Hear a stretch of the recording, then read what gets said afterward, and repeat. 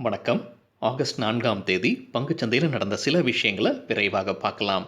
முக்கியமான டிஸ்க்ளைமர், நான் SEBI registered advisor கிடையாது. இந்த வீடியோவில் காட்டக்கூடிய அனைத்து கம்பெனிகளும் வெறும் இன்ஃபர்மேஷனல் பர்பஸ்க்காக மட்டுமே. முதலீடு பண்ணுங்கன்னு சொல்கிற வீடியோ கிடையாது. எந்த ஒரு முதலீட்லையும் ரிஸ்க் இருக்கும். ரிஸ்க் புரியாமல் இன்வெஸ்ட் செய்யாதீங்க. ரிஸ்க் புரியலன்னா தயவுசெய்து இன்வெஸ்ட்மெண்ட்டை தவிர்த்துருங்க. நம்ம ரூபி டிரைவர் சேனலை சப்போர்ட் பண்ணுற அனைத்து நல்ல உள்ளங்களுக்கும் நன்றி. வீடியோ பிடிச்சிருந்ததுன்னா தயவுசெய்து லைக் பண்ணுங்கள், தெரியாதவங்களுக்காக ஷேர் பண்ணுங்கள். நிஃப்டி இன்றைக்கி 3வது நாளாக க்ரீனில் க்ளோஸ் ஆகிருக்கு. 128 புள்ளிகள் அதிகமாக 0.8% அதிகமாக க்ளோஸ் ஆகிருக்கு. க்ளோசிங் 16,258 க்ளோஸ் ஆகிருக்கு. இன்றைக்கி ஓப்பன் முந்தின க்ளோஸை விட கேப் அப்பில் ஓப்பன் ஆகிருக்கு. ஹையான 16,300 வரைக்கும் போயிருக்கு நிஃப்டி. லோ 16,176, அது முந்தின க்ளோஸை விட அதிகமாகவே இருந்தது. வாலட்டிலிட்டி இண்டெக்ஸ் 3.8% விழுந்தது. நிஃப்டி பிஇ ஆகஸ்ட் 3ஆம் தேதி 27.31. நிஃப்டியுடைய 15 மினிட் சார்ட்டில் முதல் கேண்டலில் கேப் அப் இருந்திருக்கு. அதுக்கப்புறம் மேலே போயிருக்கு. அப்புறம் கொஞ்ச நேரத்துக்கு சைட்வேஸில் போய் கொண்டிருந்திருக்கு. நிஃப்டி ஆல் டைம் ஹையில் இருக்குது. கடந்த 3 நாட்களாக க்ளோசிங் பார்த்தீங்கன்னா அதிகமாகவே க்ளோஸ் ஆகிருக்கு நிஃப்டி. செக்டர் வைஸ் பர்ஃபார்மன்ஸில் ஃபினான்ஷியல் சர்வீசஸ் 2.6% அதிகரித்தது. பேங்க் 2.3%, பிரைவேட் செக்டர் பேங்க் கிட்டத்தட்ட 2%, பப்ளிக் செக்டர் பேங்க் 0.3% அதிகரித்தது. மெட்டல் 0.3% விழுந்தது. ஃபார்மா 0.4% விழுந்தது. ஐடி 0.6% விழுந்தது. எஃப்எம்சிஜி மற்றும் ஆட்டோ செக்டர் கிட்டத்தட்ட 1% தலா விழுந்தது. மீடியா 1.2% விழுந்தது. ரியாலிட்டி செக்டர் அதிகபட்சமாக 1.7% விழுந்தது. நிஃப்டியில் டாப் 5 கெய்னர்ஸ். ஹெச்டிஎஃப்சி 4.6% அதிகரித்தது. Kotak bank 4%, ICICI bank 3%, state bank of India 2%, HDFC bank 2% அதிகரித்தது.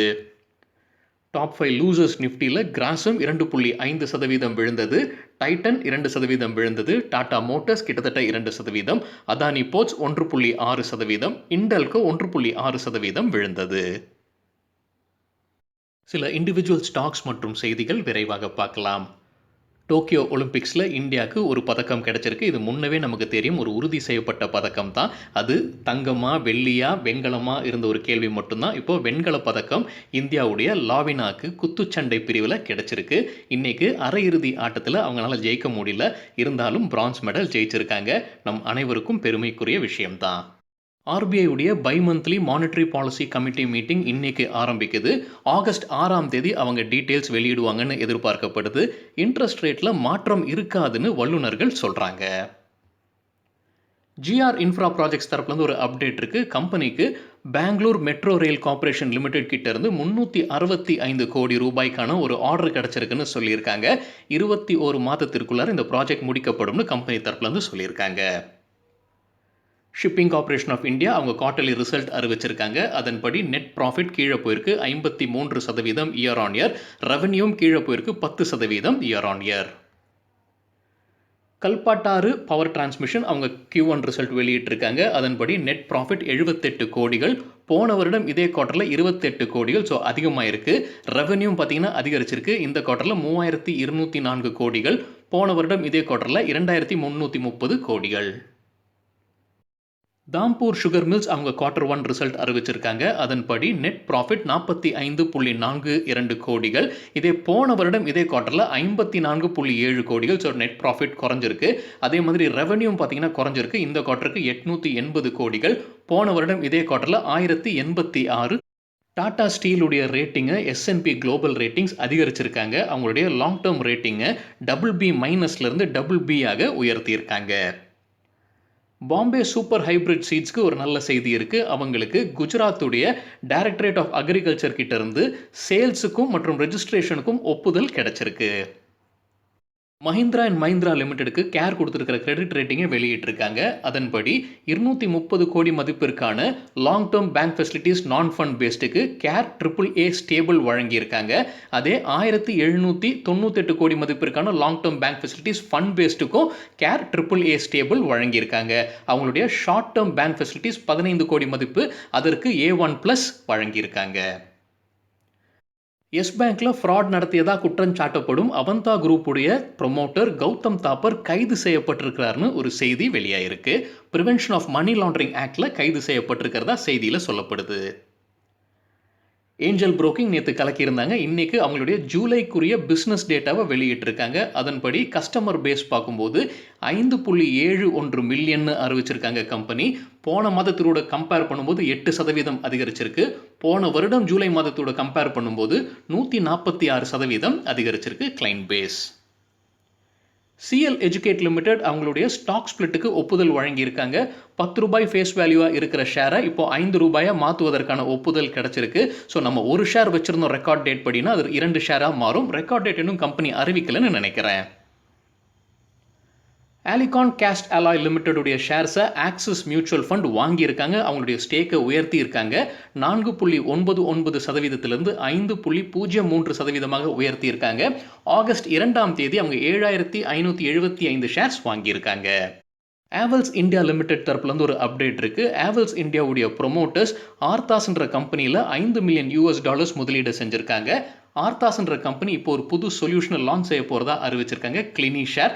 இது டாக்டர்ஸ்க்கு வர்ச்சுவலாக ஒரு ஆஃபீஸ் ரூம்ஸ் அமைக்கிற மாதிரின்றது என்னுடைய புரிதல். கேர் ரேட்டிங்ஸ் உடைய குவார்ட்டர்லி ரிசல்ட்டை வெளியிட்டிருக்காங்க. அதன்படி டோட்டல் இன்கம் அதிகரிச்சிருக்கு 20.5% இயர் ஆன் இயர் கம்பேர் செய்யும்போது. நெட் ப்ராஃபிட்டும் அதிகரிச்சிருக்கு. 9 கோடி போன வருடம் இதே குவார்ட்டருக்கு, இந்த குவார்ட்டருக்கு 11.55 கோடிகள். ஸோ 20% கிட்டத்தட்ட அதிகரிச்சிருக்கு. ராம்கிருஷ்ணா ஃபோர்ஜிங்ஸ் லிமிடெட் தரப்புலேருந்து ஒரு அப்டேட் இருக்குது. கம்பெனிக்கு ஒரு ஆர்டர் கிடச்சிருக்கு. இது இவி செக்மெண்ட்னு குறிப்பிட்டிருக்காங்க. இவி செக்மெண்ட்னா என்னன்னு அந்த ப்ரெஸ் ரிலீஸில் கம்பெனி சொல்லலை. என்னுடைய புரிதல் அது எலக்ட்ரிக் வெஹிக்கிளாக தான் இருக்கும்னு நினைக்கிறேங்க. ஸோ எலக்ட்ரிக் வெஹிக்கிள் சம்மந்தப்பட்ட ஒரு ப்ராடக்ட்டுக்கு அவங்களுக்கு ஆர்டர் கிடச்சிருக்கு. ஸோ அதை கம்பெனி வெளியிட்டிருக்காங்க. யூரோப்பியன் கண்ட்ரி அப்படின்னு சந்தேகப்படுது. ஃபாரின் மல்டிநேஷ்னல் மட்டும்தான் கம்பெனி சொல்லியிருக்காங்க. ஆல்கம் லேபரட்டரிஸ் தரப்புலேருந்து ஒரு அப்டேட் இருக்குது. கம்பெனி யூஎஸ் எஃப்டிஐ கிட்டேருந்து கிடைத்த ஒப்புதலுக்கு பிறகு ஒரு மருந்தை லான்ச் செய்கிறாங்க யூஎஸ்ஏக்கு. எதற்குரிய மருந்துன்னு பார்க்கும்போது ஆர்த்ரைட்டிஸ் சிகிச்சைக்கான மருந்து. கேனரா பேங்குடைய டயர் 2 பாண்ட்ஸ் பேசில் 3 3000 கோடி மதிப்பிற்கான இந்த டெப்ட்டுக்கு கேர் AAA ரேட்டிங் வழங்கியிருக்காங்க. பார்பிக்யூ நேஷன் அவங்க குவார்ட்டர்லி ரிசல்ட் வெளியிட்டிருக்காங்க. ஜூன் குவார்ட்டருக்கு அவங்களுடைய லாஸ் 44 கோடிகள். போன வருடம் இதே குவார்ட்டரில் 60 கோடிகள் நஷ்டத்தில் இருந்திருக்காங்கன்னு நினைக்கிறேங்க கம்பெனி. அவங்களுடைய ரெவென்யூ அதிகரிச்சிருக்கு 102 கோடிகள் இந்த குவார்ட்டருக்கு. போன வருடம் இதே குவார்ட்டரில் கிட்டத்தட்ட 10 கோடிகள் மட்டுமே ரெவென்யூ இருந்தது. பிரிட்டானியா இண்டஸ்ட்ரீஸ் குறித்து ஹிந்துஸ்தான் டைம்ஸில் ஒரு செய்தி வந்திருக்கு. கம்பெனி அவங்களுடைய பொருட்களுடைய விலையை உயர்த்த போவதா அந்த செய்தியில் சொல்லியிருக்காங்க. இன்புட் காஸ்ட் அதிகரிச்சிருக்கு, அதனால தான் இந்த விலை ஏற்றம்னு அறிவிச்சிருக்காங்க. அது மட்டும் இல்லாமல் 130 கோடிகள் அவங்க முதலீடு செய்ய போகிறாங்க விரிவாக்கம் செய்வதற்குன்னு அந்த செய்தியில் சொல்லப்படுது.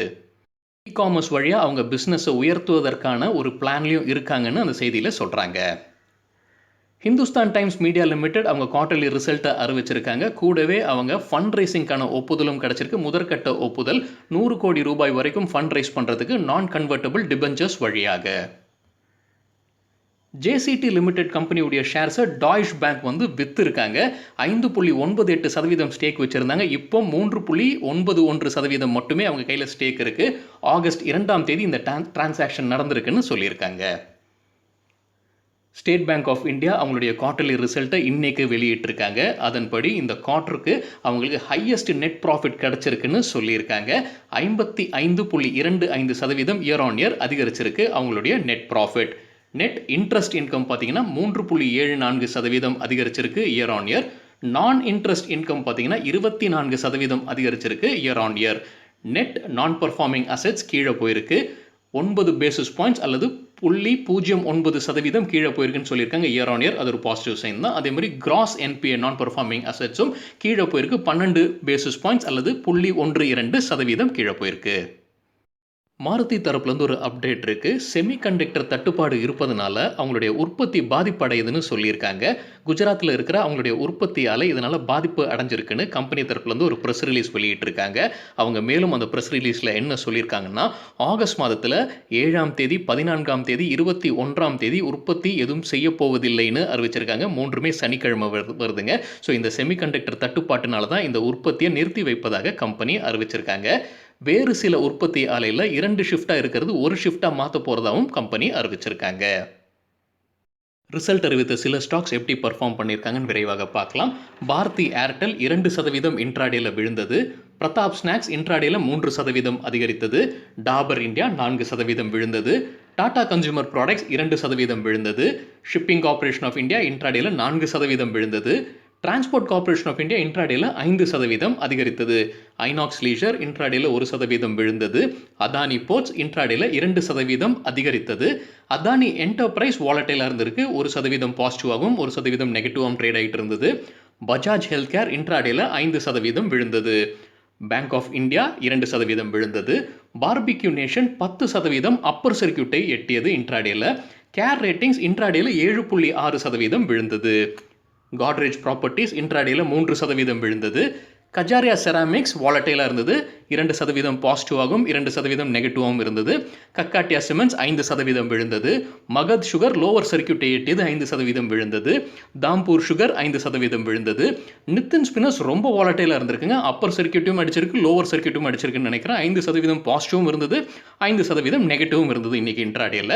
இந்தியன் ஓவர்சீஸ் பேங்க் இன்ட்ராடேல 2.6% அதிகரித்தது. சரிங்க, இதுதான் சில விஷயங்கள் என்னுடைய பார்வைக்கு எட்டியது. நன்றி, வணக்கம்.